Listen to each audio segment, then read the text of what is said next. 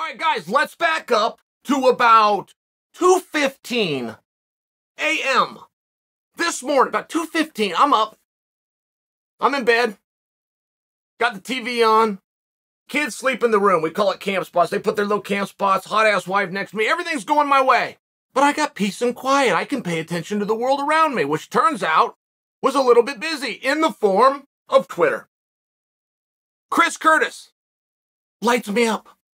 Now, Chris is laying into me pretty strong.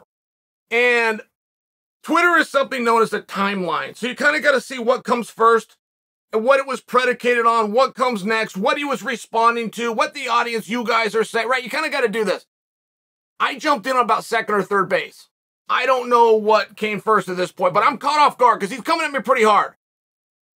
You guys, ever since I've retired, you guys have been clamoring for the Chael Sonnen return. As close as that ever came was this morning at 2 o'clock. All right. And he's saying things, by the way. Curtis is coming after me. He's saying, this guy never had a fight that you wanted to see. This guy entertained the crowd, but it wasn't with his fight. He's saying some of these things, and I want to defend myself. I almost wrote him back. I won 4 Fight of the Night bonuses. I was nominated for Fight of the Year, of which I won. I'm 2009. I'm putting these things that, wait a minute, Chael, whoa. 101 in Chael Sonnen argument rhetorics. If you're explaining, you're losing. I do not respond to Chael never had a fun fight by responding that the World MMA Award in 2009 named me Fight of the Year. But I was close to doing it. Maybe I wasn't thinking clearly. Maybe he had me throw. What's going on here, by the way? Why is this guy giving me a hard time? All I've ever done with him is enjoy his career, quite frankly. I saw something different with he and Jack. Neither one of them, by the way, was able to get to their strategy, to their game plan, to get to where their strengths and what they wanted to do. Curtis was having a hard time firing in range. Jack was having a hard time getting on top. It was one of those fights. But I was okay with it. Matter of fact, Jack apologized. I didn't think he owed us one. It was one of those fights. They both took it on short notice. I mean, I'm just saying, I'm just kind of refreshing. But this was about all I ever said about Curtis. And the one thing that I didn't know about him is the compliments that Ariel had given him. And you know that old expression, the enemy of my enemy is my friend and the enemy of my friend. You know that whole thing's work. Well, Ariel, that's my guy. So when Ariel's saying beautiful things about Curtis, this is my opinion of Curtis and he's coming at me. Where is this coming from? So, okay, I back it up. I back up the timeline. And now I've already responded 3 or 4 times. Now I've already hit him 3 or 4 times. And I don't generally do this. I mean, I will come, I'm waiting for this. I'm waiting for somebody to jump. But I'm generally going to come back with venom. If you push me, I will stab you. If you stab me, I will shoot you. If you shoot me, I will go kill your family. That kind of a mentality, right? Okay. I'm not doing that. I'm actually responding to him with what I believe to be facts, which is one thing I would never use in an argument. I just want to use that. That's what social media, that's not what it's for. It's about zingers. You got 160 characters. You hurt him more than he hurt you. It's one of those things. Okay. He thought that I had said something bad about him. Talked SHI asterisks. He thought that I had done this to him after his fight, which just simply wasn't true. And I sent him a link to it. Hey, that did not happen. Now, when I go into the studio later today, I will make your statement accurate. But just so you know what we're dealing with, whoever told you that is not a very good source. Here's the only time your name came to my mouth. I actually sent him the link. Okay. He took the time to watch it. He took the time to watch the link. Well, now we're going on about 2:45. But he gets back to me and says, man, I got this one all wrong. And he says, what I just said, look, the source isn't much of a confidant. I took them at their word. I've been having a really hard time. And this must be his first loss. Now, you guys can go back and fact check that, as could I. But I'm sensing that it was his first loss. And we don't know what anybody's record is, guys. I fought 52 men. When I tell the story, I say I fought 50 men because I think it sounds better. I do not know how many of those I won, lost, the TK. I just simply don't know. And fighters that do know, because they're still young in their career, they've had 12, they've had 13 fights where you can still keep track of it, think that all of us know, and we don't. Saturday, in this sports terms was forever ago. It's just one of those things. I mean, that was forever ago. Well, not for Curtis, right? This was very real to him. This was a co-main event. It's a massive fight. He's in 0-2. It's sold out. He's got Jack, who's a contender. He himself is a contender. This is his moment. He came in second. And apparently some people had given him a very hard time online. And he was lashing out a little bit. Now, I understood it. We've all been there. And I could give you guys my story. I didn't do it in front of you, but I've had plenty of go in the back and scream your lungs out moments. Plenty of them. I had a fight. Records were very important to get to the UFC. I did not get into the UFC till very late in my life. Very late in my career. I think I was 31. But I had a very hard time getting in because my record wasn't beautiful. Now, I didn't know that mattered. I came from a wrestling background. Yeah, you're going to lose some, you're going to get better, you're going to come back, you're going to beat them in the end. It's one of these things. Well, your record doesn't look like that. It follows you all around. Well, I was a freshman, sophomore, junior, senior in high school, then repeated that in college. Each year, you get a fresh start. Doesn't matter how many you lost your freshman year, but it also doesn't matter how many you won. Your sophomore year, you're now undefeated. You win a match, you're now 1-0. So I only share that with you. I had a little bit different mentality. When I come over to the pros, these are following me. Now, I'm fighting the #1 guys in the world, so I think it's going to be okay. I don't have a ton of experience. I'm fighting the main events on these regional shows against guys that nobody else would get in there with. You guys remember Jeremy Horn? #1 guy in the world. Anderson Silva was ranked #2. Jeremy Horn, #1 guy, that fought him 3 times. And I'm thinking those things are going to pay up, but I couldn't get in the UFC. So I had a fight. I was in Hawaii, Rumble on the Rock.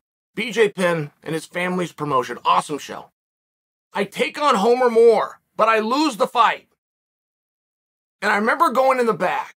I thought I had won that fight, but either way, I had lost the fight. And I remember being with my coach, Robert Follis, and I said, it's over. It's over. I'm now 8-4. That record's terrible. Nobody getting assigned to the UFC is 8-4. Nobody's coming in off of a loss, no matter if that was a hard opponent, no matter if that was controversial. You know, these things that you think other people are going to know. But they're not. Now, Rumble on the Rock and the commissioner that oversaw it reversed the decision. I'm in the back singing the blues, retiring in front of Robert Follis when they come in and tell me I won and handed me my bonus money. Well, now all of a sudden, you know, I go from 8-4 to 9-3. Like that, you know, that's not bad. Maybe I'll hang in this a little bit longer. I'm only sharing for you. I understand what Curtis is talking about. I understand those frustrations. And I understand wanting to show the world. And the first couple times you go through it, you really think that they're with you. You really think that everybody knows. And the truth was nobody knew that I was 8-4. Nobody knew that I turned into 9-3 except for myself.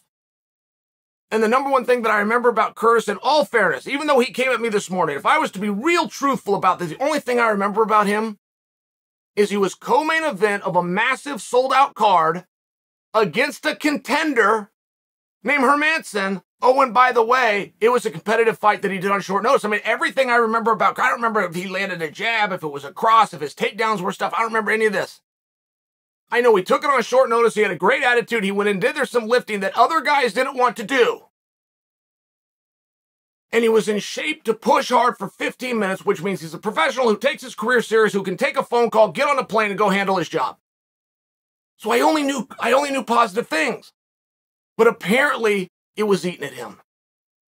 It was his Rumble on the Rock moment. So I let him know, man, that just didn't happen. I am going to play this game. You're playing the wrong game with the wrong guy. You're looking for this fight. You found it. But your facts are a little bit wrong. And if you're down in the dumps, man, that's not a fun place to be. It's really not. He needs to be very careful, as all athletes do, of letting you guys get too close. Because you will build them up just to tear them down. I'm not turning on you. I do the same thing as a fan. That's what we do. We cheer so that we can boo later. It's true. But the first time it happens to you, you don't know. You think it's real. And so when the thumbs downs come as opposed to the thumbs up, you feel it. And he was letting this be known to the world. Now, he and I, we end up DMing and we exchange, and we jump on the phone. Now it's 3:15 in the morning. We're on the phone with each other. Everything was cool in the gang. I just wanted to bring this to your attention. You see these guys on TV. They're in a sold-out arena. They're across the pond. They got Patty Pimblett. They got Molly opening for him. They got Tom Aspinall. He's going to be in the main event. They're on television on ESPN, right? Everything's going their way. These guys are rich. They probably got there by limousine. They're probably taking their private jet home, having a big party. Rihanna's on the plane. Remember, but you have some of these thoughts. And the truth is what Curtis reminded us, because Curtis isn't wrong here. Curtis reminded us that we can be very cruel. I don't know what Curtis got for that fight, but whatever he wanted to get, he got half. That's the way Win Show works. Whatever bonus or ideas he had of coming in and saving the day and doing this on short notice, the crowd didn't love the contest, his opponent apologized after, just none of those things happened. And all of a sudden, he's on a commercial flight, headed home, sore, depressed, going to his social media for a little bit of attention on an 11-hour plane, and it was negative. And he was just a real guy in a real spot.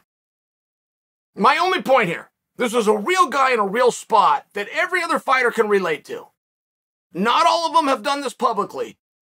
And not everybody let you see a sweat publicly, but he's still a real guy. Not a big famous professional athlete on television. It was a real guy that had a goal and a dream. He worked hard for it. He took a big risk that didn't go his way. And it was a little bit of a reminder. These are human beings, right? I forget that too. I really do. I think everything's going smooth, and if you're on top, that people can pull you down, and you're still going to be above the rest of us. It's one of those, if Curtis can learn from this. And the only thing to learn is, hey, sometimes you got to put your phone down. Sometimes that thing's going to build you up, it's going to put you in the right mood. I used to do that. Fame is a drug, for sure. When athletes' careers end, and I don't just mean MMA, all athletes, the only thing they have to look forward to is drug addiction and alcohol abuse. Because they can't replace that drug of the fame, of having something urgent, of having a goal, of having importance, of being watched, of having recognition for your work, good or bad. Recognition for your work's a very rare thing. So he's a little bit down in the dumps. He said, I'm only going to send out a tweet or two, and you guys are going to build it back up, and it went the other way. I used to come in the house, and I'd have some pep in my step, and my wife would go, why are you in such a good? Would you send out a tweet? Some people were nice to you on Twitter. She'd be right. That's exactly what happened. That's exactly why I was 2 inches taller. And it's just one of those spots. Many years ago, Boss Rutan was going to whip my ass. I was going to whip Curtis's ass, just so you understand. And I was only mad because he hurt my feelings. He told the truth. Most of the commas and zeros on my paychecks were largely based around what I could do before and after the fight. That's true. That's not how I want to be remembered, but that's what he reminded everybody of. Boss Rutan. Boss Rutan was done, but Boss Rutan was about the biggest damn name in this sport. If Boss was fighting on a show, he was the main event. And it didn't matter where they put the show. He did his thing over in Pancrase. He did his thing over in the Ultimate Fighting Championships. He did his thing over in WFA. If he wasn't fighting in main events, he was commentating shows. Boss is huge, huge, huge. So I attached myself to him, which I thought was fair play. And I did it negatively. I came out and I put Boss down, which raised my name up. And I thought to myself, much like the people that went to Curtis, it won't matter. Boss is up here and I'm down here. And no matter what I do, I'm still down here and he's still up here. Well, that's not how Boss saw it. And I found this out about 24 hours after the interview was released by a mutual friend named Paul Lazenby, who said, Boss Rutan is headed to Portland to find you. And he knew where the gym was. It was about an 8-hour drive. And Paul said, I heard this yesterday and I haven't been able to get a hold of him in 7 hours. I'm giving you a heads up. And I remember thinking, thought Boss would be proud of me. I thought Boss would look at that and say, Chael, you understand the game. You've never been a headline. You didn't win a fight. You didn't even book a fight. You came after me for a fight that doesn't exist because I'm retired. I thought he'd think, hey, good job, young man. But he didn't see it that way. And I've never understood where Boss was coming from until this morning at 2:30. And it's one of those spots where I'm over here preaching to Curtis right now, aren't I? I'm preaching to you all to have thicker skin. I'm preaching to you all to not be affected by the emotions of social media. I was. I was affected by it. I was upset about it. I was booking gym time. I had already called Sean Strickland. It's 3 in the morning. Here, Kurt, you're going to... Sean. Turns out that's like Sean's only friend. I mean, everything's blowing up in my face. Hey, Colby, answer the phone. You're going 85. I mean, I had this whole thing worked out. And I told him on social media that I was going to make a piece about him today. However, I believe I have made a friend. And some of the best friendships come through this because Boss and I are still in contact to this day. So for anybody that's been waiting for the piece, there it was. For anybody who just got caught up on this, if you want to do old Chael a favor, and you do happen to be on social media, tell Curtis something nice. Tell him you appreciated that he stepped in on short notice. Tell him he deserved to be in the co-main event. Tell him you liked that he was angry when the fight was over because that's what a competitor he is, and he wanted his hand raised. Tell him that you're paying attention.